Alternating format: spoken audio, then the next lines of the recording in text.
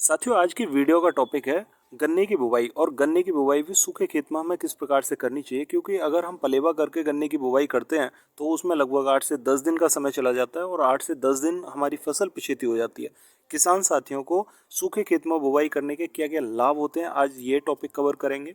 दूसरा, कि हमें सिंचाई करते समय क्या ध्यान रखना चाहिए और सिंचाई करने के साथ में हम खरपतवार को कैसे नियंत्रित कर सकते हैं इस प्रकार की बुवाई में। और अगला पॉइंट है कि हम गन्ने की बुवाई के साथ में अगर ग्रीष्मकालीन मूंग की बुवाई करना चाहते हैं या दूसरी फसल की बुवाई करना चाहते हैं तो हम किस प्रकार से कर सकते हैं, क्योंकि इस प्रकार की बुवाई में हमें समय मिल जाता है ये फसलें करने का। तो साथियों, आज की वीडियो में ये सारे टॉपिक कवर करने जा रहे हैं, तो बने रहिए वीडियो पर। आइए शुरुआत करते हैं इस वीडियो की।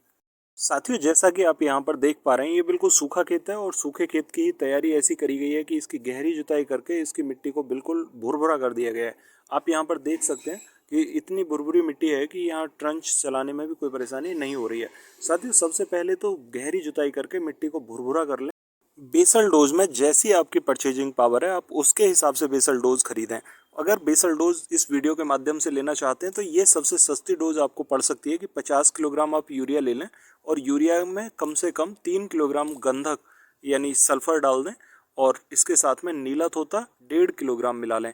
ये तीनों साल्ट आपके लिए बहुत अच्छे रहेंगे। आप यूरिया के साथ में गंधक प्लस नीला थोथा दोनों साल्ट मिला के आप खेत में बुरकाव कर दें। पूरे खेत को तैयार करने के बाद बुरकाव कर दें। इसमें अगर आपके पास में है तो 15 से 20 किलोग्राम सरसों की खली आप डाल दें। साथियों, अब बात कर लेते हैं बीज की तैयारी की। तो जो भी आपने बीज काटा हुआ है उसमें आप जितनी कोशिश हो सके छोटा बीज काटने की कोशिश करें और छोटे बीज की कटाई होने के बाद में आप उस बीज को कार्बेंडाजिम 12% और मैनकोजेब 63% लगभग 300 ग्राम दवा लेकर अपने कटे हुए बीज पर स्प्रे कर दें और स्प्रे करने के बाद में अपने बीज को ढक कर रख दें अगर तुरंत बुवाई उसकी नहीं हो पा रही है। साथियों, अगर आप कार्बेंडाजिम मैनकोजेब नहीं ला पाते हैं तो वहाँ आप खाना सोडा ले सकते हैं। खाना सोडा 300 ग्राम ले लें। 1 एकड़ ज़मीन में लगभग 30 क्विंटल बीज पड़ता है और 30 क्विंटल बीज को ट्रीट करने के लिए हमें 300 ग्राम दवा की ज़रूरत पड़ती है। तो कार्बेंडाजिम मैनकोजेब हो चाहे वो 300 ग्राम दवा हो या फिर आप खाना सोडा ले सकते हैं, उसको आप लगभग 20 से 25 लीटर पानी में मिलाकर आप सारे सीड पर स्प्रे कर दें।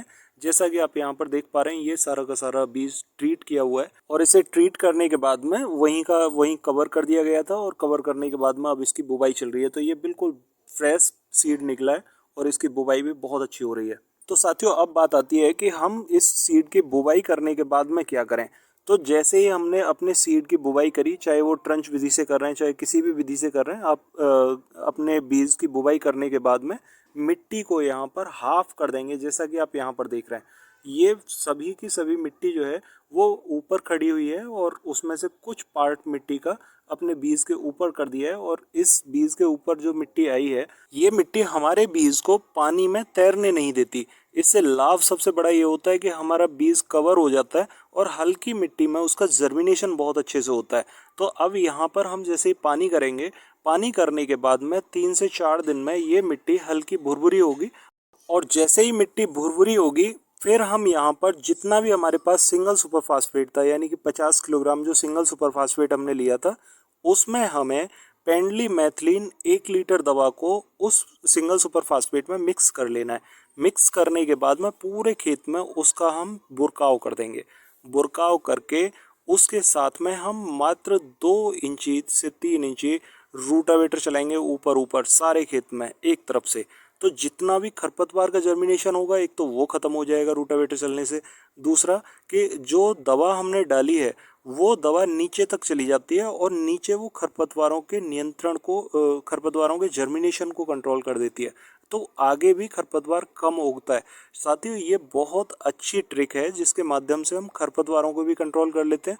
दूसरा, एक जुताई हमारी बच जाती है और खरपतवार जितना भी जर्मिनेट होकर आता है वो तुरंत खत्म हो जाता है।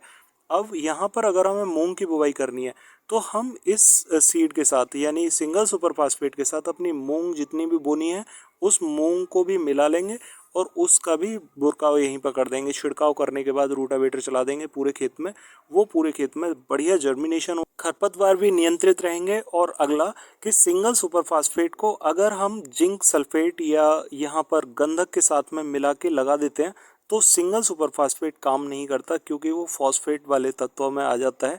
इसलिए सिंगल सुपर फास्फेट को लगाने का भी ये बहुत अच्छा तरीका हो जाता है कि सिंगल सुपर फास्फेट को हमने ऊपर से दवा के साथ में ट्रीट करके लगा दिया। तो इस प्रकार से अगर आप बुवाई करते हैं तो आपको कई चीज़ों का फ़ायदा मिलेगा। और हाँ, अब ग्रीष्मकालीन मूंग का समय जो है वो कम है, इसीलिए आप अगर खेत में हरी खाद के हिसाब से मूंग की बुवाई कर रहे हैं तो आप करें। अगर फली की तुड़ाई के हिसाब से बात कर रहे हैं तो फली की तुड़ाई के लिए अब मूंग पिछेती है, अब बुआई ना करें तो ज़्यादा अच्छे रिजल्ट आपको देखने को मिलेंगे।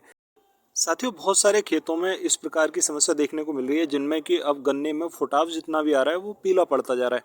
तो इस प्रकार की समस्या से बचने के लिए आप 3 किलोग्राम प्रति एकड़ के हिसाब से गंधक ले लें और गंधक के साथ में फेरस सल्फेट मिक्स कर लें 10 किलोग्राम प्रति एकड़ के हिसाब से, और उसे यूरिया खाद के साथ मिला के बिखेर दें और पानी लगा दें।